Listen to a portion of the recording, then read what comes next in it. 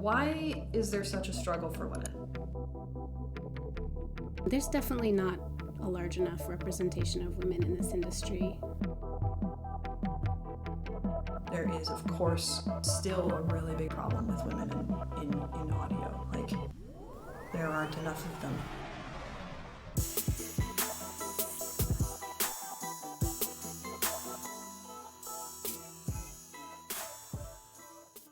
My name is Piper Payne, and I am a mastering engineer here in Berkeley, California at Coast Mastering. I am, among other things, an audio educator, mastering engineer, recording engineer. So there's the mix. Master. I'm Jessica Thompson. I'm a mastering and restoration engineer and audio archivist at Coast Mastering. I got my start working at WGBH in public radio. I had a couple of really excellent mentors there, and they encouraged me to go to graduate school and study audio, which I did. Got an internship at a mastering studio, and that was it for me. Got hired within a couple of weeks and never looked back.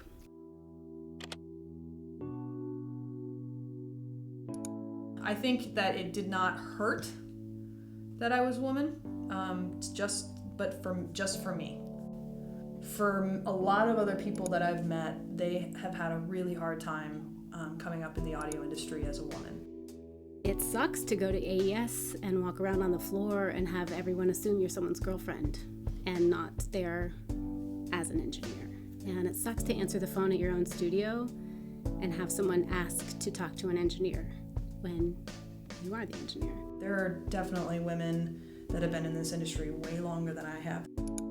If you think of any part of the industry, there are a lot of women in that part of the audio industry that have had a hard time getting their career started, but that was because they did it 20, 30 years ago. Los Medanos. Los Medanos it's part of the Contra Costa Community College District, and it has a great recording program, and they teach, it's a certificate program, and they teach several classes on anything from just basic music and acoustics all the way up to advanced recording techniques. So the classes that I teach are a in-depth Pro Tools editing and mixing class, and then another class that's on mixing and more advanced studio techniques. So that's what I teach out there. They've got a great program, and this is my first full semester teaching there, although I've guest lectured there many times. These are collections of tapes that I'm working on right now that I have loosely organized. All of these have already been transferred. This is my handy dandy, very flexible turntable. Cassette deck with adjustable playback azimuth. That's just the coolest thing.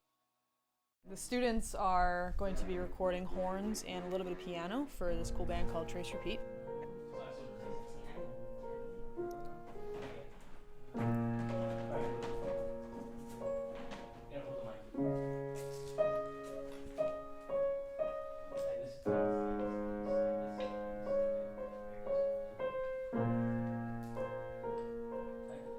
And they're a band that's coming in to do some demos with them.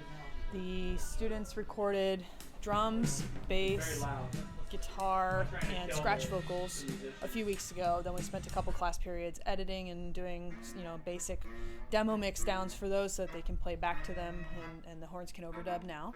So the students are currently setting up a couple of horn rooms with gobos in the live room, and they're doing headphone feeds and all that stuff, and pretty much everything you need to do a pretty cool horn recording. They've decided on how to go about making this particular horn recording, and then we talked through it, and they've come up with a plan for today, and now all they have to do is execute it in 3 hours in class time. Yeah.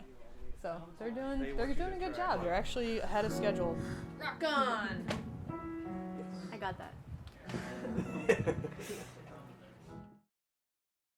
And then Women's Audio Mission, That is a really interesting program. It's a way for women and young girls to get a very comfortable learning experience, learning all about audio and some music, things like that, some technical engineering. It's a really safe, comfortable place for people to learn, women to learn about audio. But they've got a fantastic studio down on Natoma Street in San Francisco, and I've been working with WAM, Women's Audio Mission, for several years, teaching, guest lecturing. Sometimes they come over and do a mastering seminar. This place is the room. So we have a very well built and well treated room right now. So all this stuff has just gotten treated in the last week and a half or so. So it hasn't really been here much. It's all still really temporary. So we're about to go through a big acoustics installation here to be able to make the room like actually finished. But I'm really happy with it so far. All of this is all brand new construction in the last couple weeks. The biggest difference obviously is that Women's Audio Mission is all women, and my Los Medanos college, it's like the classes are 8 dudes and then 7 dudes and 1 girl.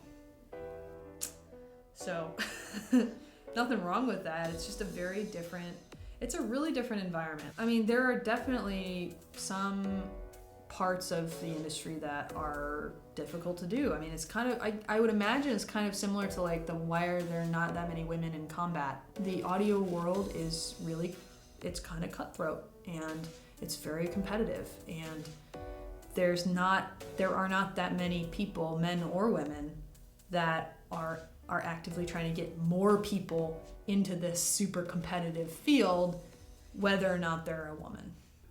There is no one way to be like a woman engineer or a male engineer. And of course, the bottom line is that the gender doesn't matter remotely. I will give the same advice for a young woman as I would for a young man. Anybody trying to start a career in sound, just be the best you can be. Be the best engineer you can be. You do you.